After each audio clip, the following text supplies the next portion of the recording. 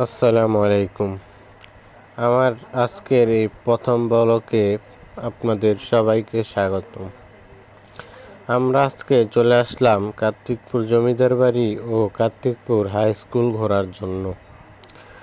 এসে আমরা কার্তিকপুর হাই স্কুলটি দেখলাম। খুব সুন্দরভাবে এই স্কুলটি নির্মাণ করা হয়েছে।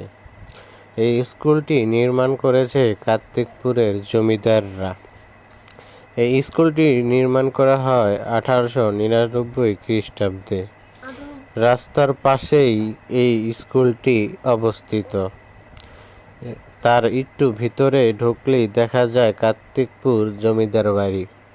জমিদার বাড়িটি দেখতে খুব অপরূপ সুন্দর ও নিদর্শনীয় একটি জিনিস।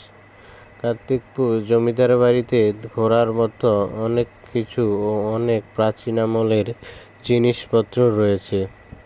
তার সাথে রয়েছে এই কার্তিকপুর স্কুলটি। শোনা যায় এই স্কুলটি নির্মাণ করেছে কার্তিকপুরের জমিদাররা। তখন শিক্ষাগত যোগ্যতা খুবই কম ছিল। তারাই এই স্কুলে শিক্ষকতা করে অনেক মানুষকে শিক্ষা অর্জন করিয়ে দিয়েছে। সবাই এই কার্তিকপুর স্কুলে পড়াশোনা করে অনেক উচ্চমানের শিক্ষকতা অর্জন করছে। এই কার্তিকপুর স্কুলে অনেকগুলো ভবন রয়েছে। এখন এই কার্তিকপুর স্কুলটা সরকারি আওতাভুক্ত হয়ে গেছে। কার্তিকপুর স্কুলে বর্তমানে 1000-এরও বেশি ছাত্রছাত্রী পড়াশোনা করছে। তার পাশেই কার্তিকপুর প্রাইমারি হাই স্কুল রয়েছে, যেটি দেখতেও একটি নিদর্শনীয় ও অপরূপ সৌন্দর্য। এটি হচ্ছে কার্তিকপুর স্কুলে ঢোকার প্রথম গেট। এই গেট দিয়ে ঢুকেই একটু ভিতর দিকে গেলেই কার্তিকপুর জমিদার বাড়ি দেখা যায়।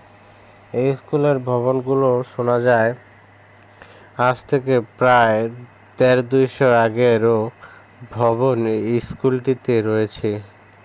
এই স্কুলটি খুব নিদর্শন ও সৌন্দর্য। আপনারা যেই ভবনটা দেখতে পাচ্ছেন, এটা এই কিছুদিন যাবৎ তৈরি করা হয়েছে।